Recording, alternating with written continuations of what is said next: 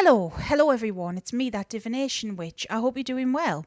We're back with another witchy video. Now today, I'm going to be answering a question that is not, to be honest, it's not easy to answer, but it seems like it should be. That is, how do you know what your patron god or matron goddess, who they are, what it means to you, all of that jazz. How do you know who they are, basically? Because I've had a lot of beginners approaching me with this subject, and truthfully, it is not a black and white answer. It is not all that clear cut. It is going to depend on multiple factors, but I'm going to give you the best explanation that I can. So let's answer the question. Let's get into it.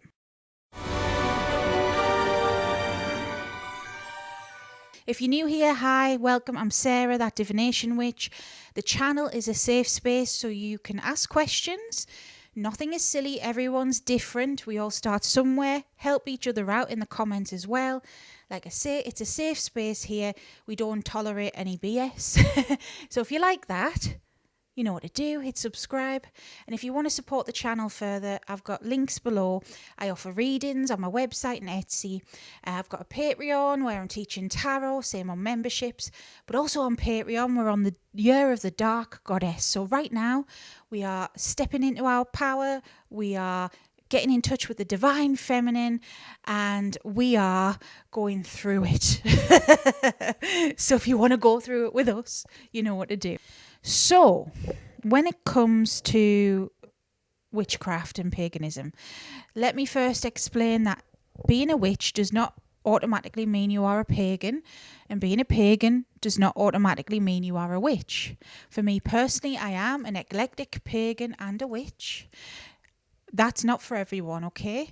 So I just want to point that out, that because somebody's a pagan doesn't mean they practice witchcraft. And it doesn't mean they believe in it per se. Just because somebody's a witch doesn't mean they believe in deities, because not every witch needs a deity. So I just want to point that out, okay?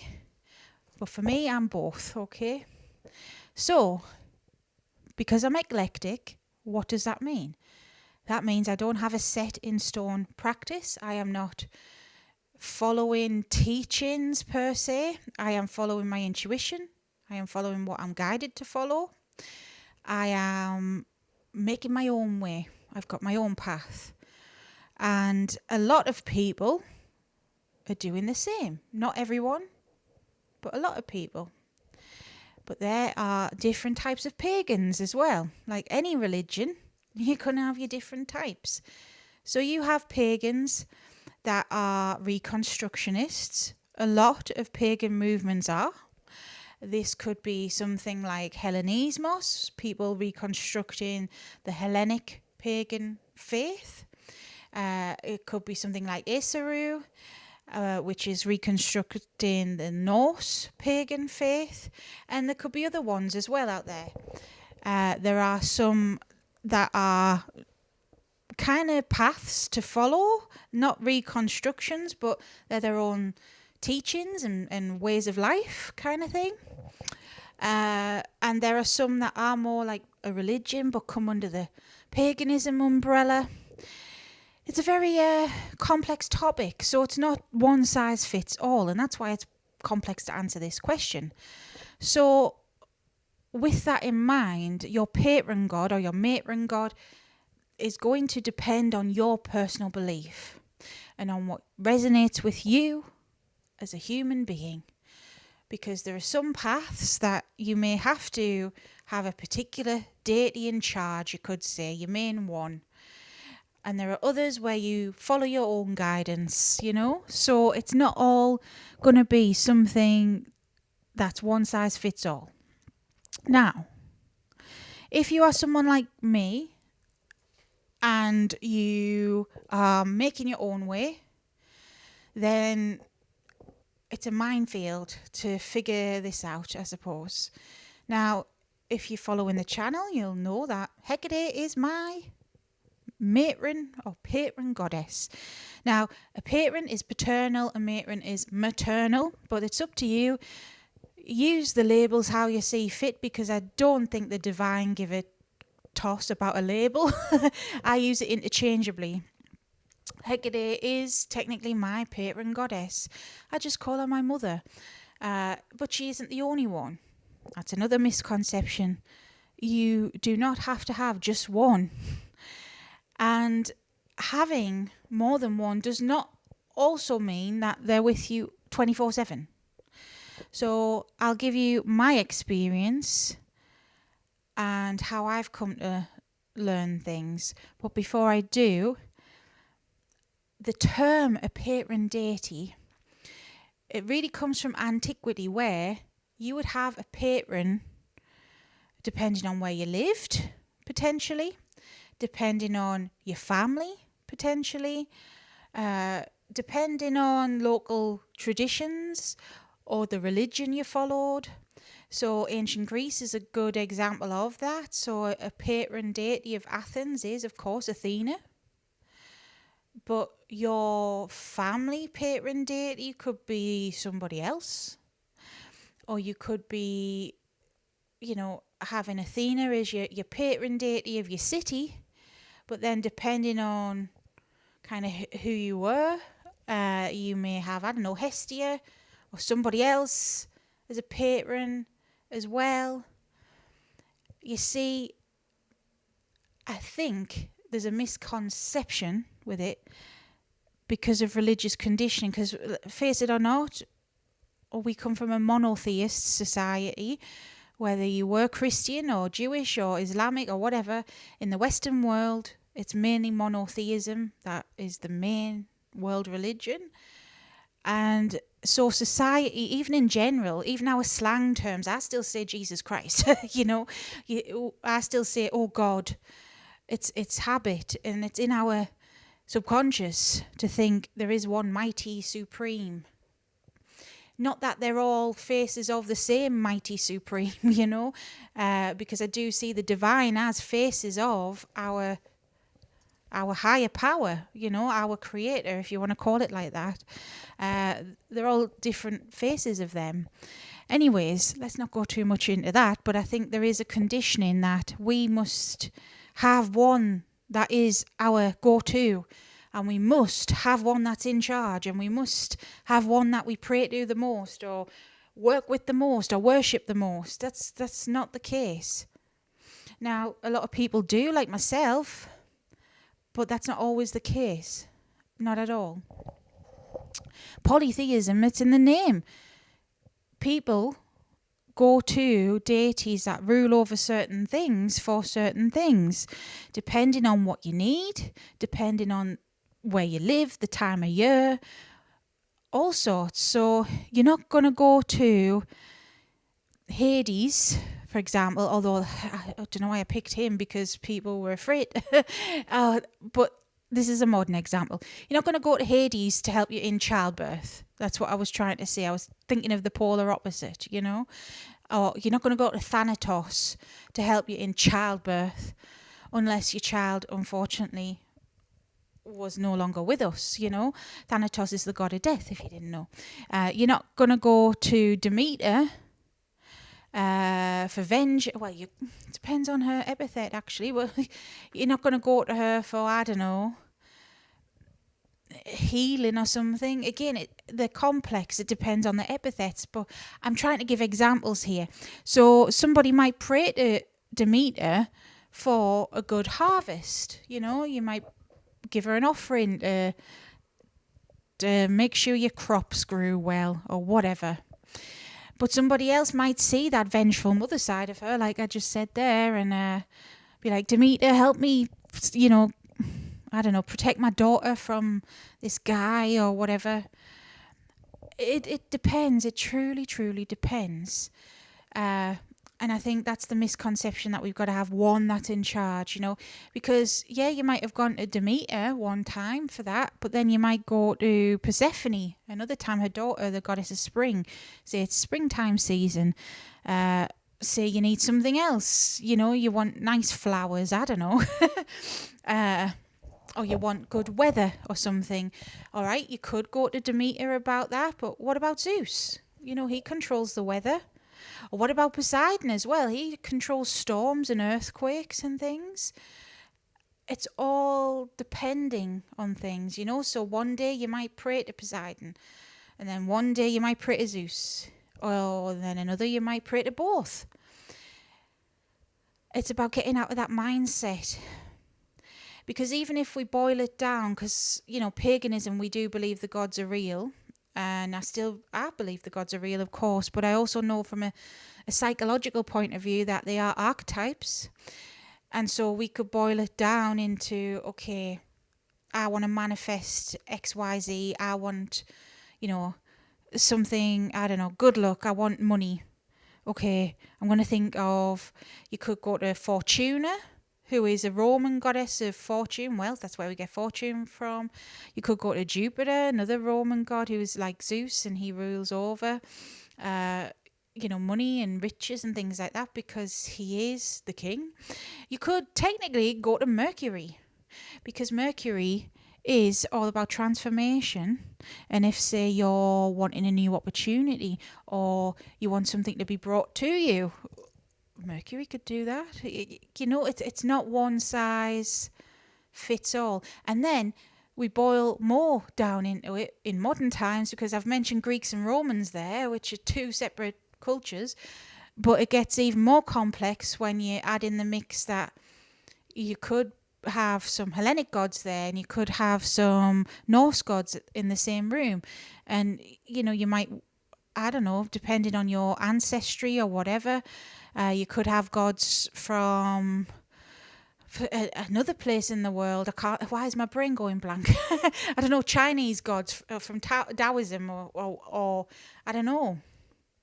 Some angels could be there, It's all interchangeable, and it's it's a minefield, right? It's a minefield. So with that being said, in modern times, in your modern practice, your patron or matron is basically who you're gelling with the most. It doesn't matter about history at that point. What matters is here and now. I think we all forget that as well, and I've been hung up on it too. We think of past lives, we think of ancestry. We think of I've got to find out who my ancestors worshipped. Oh, I've got to find out who I worshipped in a past life. Well, do you think past life you was always, trying to find that out about their past lives? No, you just did it. So it's very much who you gel with the most as well in this life. So, for me, it's Hecate, okay? If it wasn't her, I don't know who it would be, to be quite frank. I just don't know. But for me, in this life, I know 1,000,000,000,000%. We might have had past lives together. She's told me we have. With the greatest respect, I don't care. What I care about is now. And I love her so much. We could have had every life together, and that doesn't matter. Because what's relevant is our life now, okay? And that's given that you even believe in past lives, because some pagans might not. But that's coming from me. So at its core, your matron or patron or whatever is who you are gelling with the most and helping you the most and getting along with you the most, okay? But outside of that, you can find out patrons and matrons from ancestry, past lives, etc. I have done that. My ancestral matron, and I always say matron because she's maternal, and it's never been used interchangeable, and that's just a vibe I'm picking up on. But that's Frigga, or Frigg, and that's Odin's wife in Norse Germanic paganism. She is a goddess of motherhood, of marriage, of prophecy and divination, and the weather, and she is beautiful, amazing, lovely, kind, warm, and caring lady. My ancestors prayed to her, respected her, the women in my line. She, I suppose, in a way is what a Catholic would call a patron saint. It's the same concept, or a guardian angel or whatever, but she's watched over my family for years and years and years and years and years, and I'm grateful for that. So I found that out. But I also have had past lives in other areas of the world that I've never set foot in this life, that are also linked with me. Izanami no Makoto, who I have spoke about on the channel before, is such one being who you could say, well, she's a patron goddess or matron goddess. And it's because of that past life connection. And I knew in past lives that I did have such a strong connection and reverence for her, and I didn't know about any other areas of the world in that time in that place of the world, but I just knew we had this connection, and there are others that are important to me, especially in the Norse pantheon, like Loki is one and Hel is another. And it doesn't mean that they're any more or less important than others. Lilith is another that is very important to me, and I've spoke about a lot on the channel. It doesn't mean that she's any more or less important than Hecate or any other of my deities. Sometimes I've found out things from past lives and ancestry, and it just doesn't resonate in this time. There are deities that have came into my life and went, and maybe they'll come back, maybe they won't. It's very much in flux when it comes to deity work. It's not set in stone. And those of us who do seem to find a lifelong connection with a deity, a higher power, a spirit, we are fortunate. And if you have that, then that is your matron or patron. And I get people who are newbies, and there's no disrespect, because I used to want to know as well, wanting me to find out, well, who are they? I can tell you who I pick up on. I can tell you what they say. But I can't guarantee that that's going to be your matron or patron deity in your life right now. That's only something you can answer. And that takes time and experience. And there's no rush in that. So truly, my matron, my patron, my main goddess is Hecate. If it wasn't for Hecate, it could have been Izanami, it could have been Frigg, it could have been Lilith. But you know what? All of those beings have came and gone. And there's nothing wrong with that. That's just how it goes, But Hecate is stuck around, and it's partly because I'm doing this as well. I'm helping other people in her name. I feel called and drawn to that. It's like my soul just wants to do it. I've got no other way of explaining it. It's something on a soul level. And we're all different. And so we're all going to have different pulls and different things we're drawn to do. If you're an artist, Minerva might be one of your people. Apollo could be one of your people. One of the music. There's so many nuances to this. Try not to get too hung up on it. It's what you feel. And it takes time and it takes practice. And that's the best way I could answer this question. So it's been asked a few times. I do deity readings all the time. I love doing them. But I can't tell you the answer to this one. It's something you've got to find out. And that's the way life is. And especially with deities as well. Because at the end of the day, let's face it, they are higher powers here to help us. They're not going to hand you things on a plate. You've got to find it out for yourself. And through trial and error and experience, mistakes and good things as well, you're going to learn and find out. And just take each day as it comes. It's personal to you. And take it easy. Take it easy, guys. Find your own way. You'll get there. You will. And I'll help where I can with my channel and videos and whatnot. And I'm sure other people will too. Listen. Like Hecate says all the time, she gets us to say, listen to many opinions. Take what resonates, leave what doesn't. You don't have to agree with everyone 100%. But keep an open mind. And that's the main thing, is to make your mind up. That's the main thing. Because at the end of the day, it's your life. It's nobody else's. It's nobody else's practice. It's nobody else's religion or belief or whatever. It's yours. No matter who you are, where you're from, what your age is, anything. It's yours. And as you grow in life as well, you also grow and change. I'm in my 30s. When I was, I'm 35 now. When I was 25, I was nothing like I am now. Absolutely nothing. Who knows where I'll be when I'm 45? You just don't know. Things change. And life is just complex, but beautiful. So yes, I hope that helped. Okay, if there's anything else you want to get an answer to, let me know. Put it in the comments. I'll help where I can. If you want to learn more about paganism, about deities, Hecate, you know what to do. Hit subscribe. I've got playlists on the channel. Hecate's got her very own. I've got a whole playlist about different deities and spirits I've met, because that's so complex too. And yes, until next time. Oh, someone slammed a door. I don't know if you heard that. Probably not. But until next time, stay safe, stay witchy.